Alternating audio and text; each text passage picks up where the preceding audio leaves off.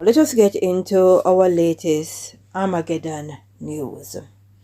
And our evidence is coming from the Daily Mail. Listen to this. Transgender woman, 20, who killed herself after spending more than 1,000 days on a waiting list, would still be alive if the NHS had taken her seriously, her mother tells inquest. A transgender woman who killed herself after spending 1,023 days on a waiting list would be alive today if the NHS had taken her seriously, an inquest heard. No, it's nothing personal, right? But there are loads of people who are on waiting lists when it comes down to the NHS, right? So because you are LGBTQ, you should jump the queue. You're something special, right? There are loads of people on whatever various waiting lists of the NHS. So why is this individual so special?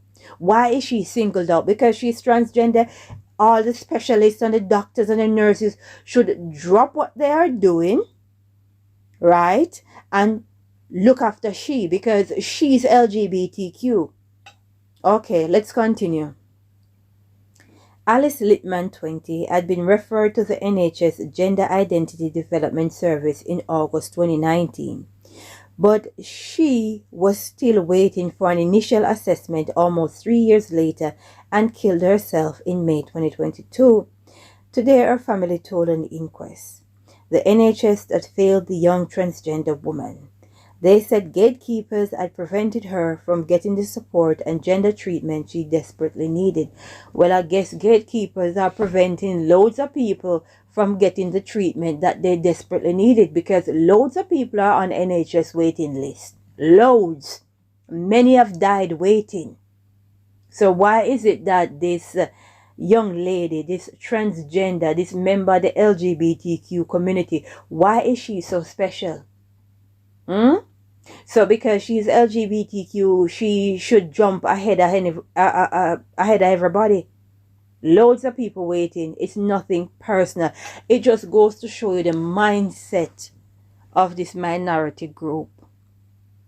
It just goes to show you. And it's full time people wake up to what is going on.